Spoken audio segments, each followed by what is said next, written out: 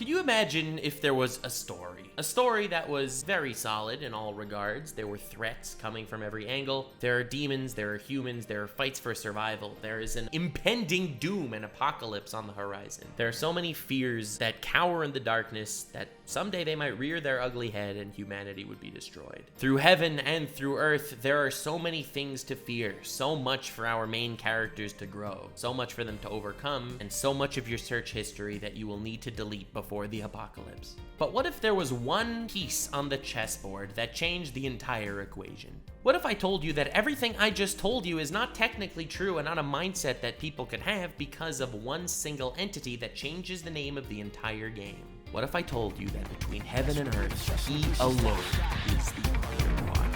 生徒の前なんでね。ちゃんとつけさせてもらう。まだまだ。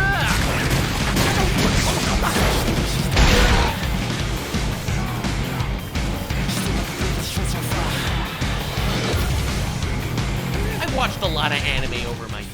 The shonen genre is specifically one of my favorite genres and definitely one that I've spent a lot of time in. But Nux, shonen isn't a genre, it's a demographic! And to that I say, shut the fuck up, you can make your own goddamn videos. In almost every single one of these shonen anime, you have your main character who's some schnook, some brat, some bitch that has to become someone of reputed fame in his era. Someone that actually has to become strong enough to face the insurmountable seeming evils that face him and be in countless positions where he could have sex with the main girl but decides not to because he's a virgin, cuck, imp, incel guy. Not projecting at all, but these are relatable characters. But in this sexless existence of the main character in a shonen, when you have a mentor character, a powerful figure that is a good guy, because every single one of them has, they are normally incredibly dope. If you look at famous shonen like Naruto, every couple of arcs you're introduced to a new mentor character that was even more badass than the previous mentor characters. In the beginning it was Kakashi, then it was Hiruzen, then it was Jiraiya, so on and so forth. There's always this mentor character that's gonna be like the S tier of the actual world until Naruto eventually takes that mantle himself and becomes the strongest character in his verse. The same formula goes for pretty much every single shonen ever. So when you have a character like Gojo from Jujutsu Kaisen as, you know, this incredibly powerful, overpowered dude, I mean, it's not really something to be surprised about. You have All Might in My Hero Academia, but he's not on my legendary Menace series. Between heaven and earth. Because you see, in every single other one of these series, due to plot reasons or relative power scaling reasons,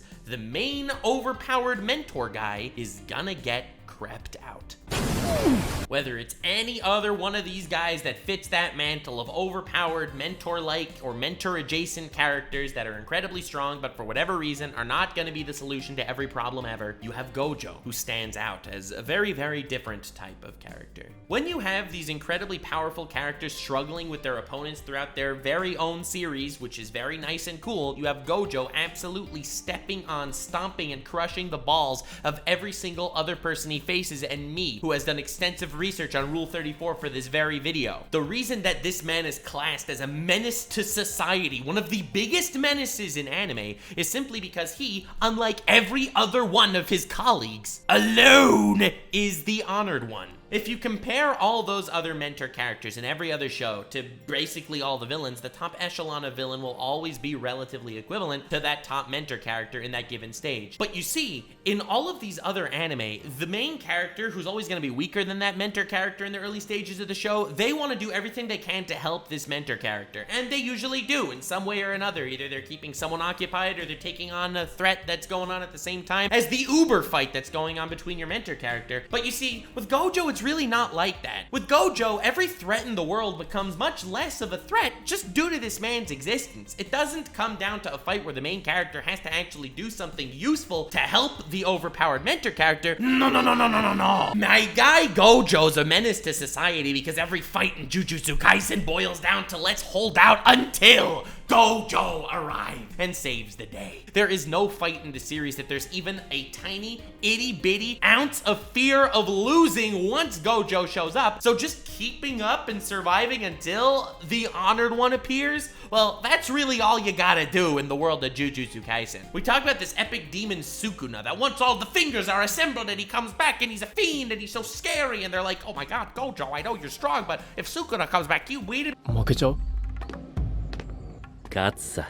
You see, all of the bad guys' entire plots in the entire show is finding a way to get Gojo busy somewhere else. We just want to get him out of the picture for like 5 goddamn minutes so he can terrorize some people. But Gojo is such a menace that the entire plotline revolves around how much of an honored one this bastard is. He's out there sitting with a blindfold to remain human. Without the blindfold, how does he even regard all of these people? This man is a complete and utter sociopath. He is terrifying in every possible way. He is a menace to friend and foe alike. His allies don't like him. His enemies don't like him.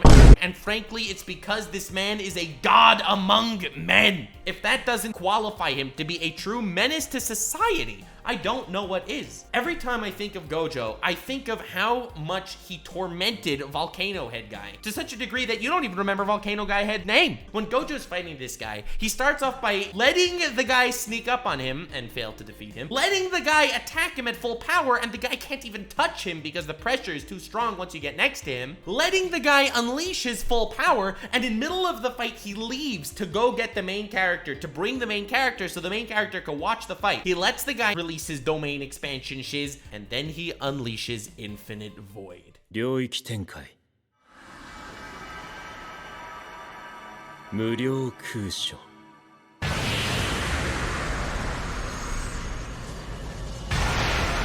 Power so strong, it doesn't feel like you will ever see something in this verse that will actually surpass it. It makes you recognize exactly how big of a menace Gojo is and exactly why every bad guy's plan is let's figure out a way to do something where Gojo won't show up. This man becomes the absolute nucleus of every major event in the series and every decision made by everyone. That is how much of a menace he is. That is how terrifying this man actually is. A lot of these other mentor characters, they're all cock and no cum. They're introduced as this guy, this larger-than-life character, All Might, this dude that is of incredible strength and might and all that shiz, and he'll struggle in his major fights. He'll end up being victorious very often. He's definitely strong, he's definitely revered, and eventually his power level will diminish entirely and will dwindle to nothingness. There's always that impending fear that when All Might's not here, or when All Might finally loses, what do we do? And you see, that fear just doesn't exist around Gojo. Gojo feels like he has surpassed any form of rational anime plot, and what's so terrifying is that he himself knows it. He is completely self-aware of exactly how much of a menace he is, and he has decided that with all of that strength, might, and power, he is going to troll the ever-living shit out of everyone else, human and demon alike. He will do so in any way that he pleases, in a sociopathic anarchist way to reshape the entire world in his image. I still can't tell if he is a good guy or a bad guy, or if at some point he will somehow turn on everyone because, well, you know, he deems them unworthy to exist in the same plane of existence as he does. Whenever he's in a fight and things are going wild and it looks like he's gonna take L, he's so quick to remind everyone that you do remember that if I take my glasses off, I become a god. With chills down my spine and trepidation in my boner, I pronounce Satoru Gojo from Jujutsu Kaisen as easily one of the absolute biggest menaces in anime history.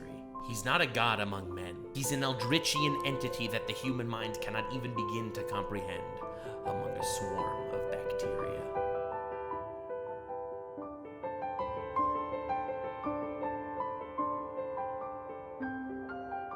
天上天下唯我独尊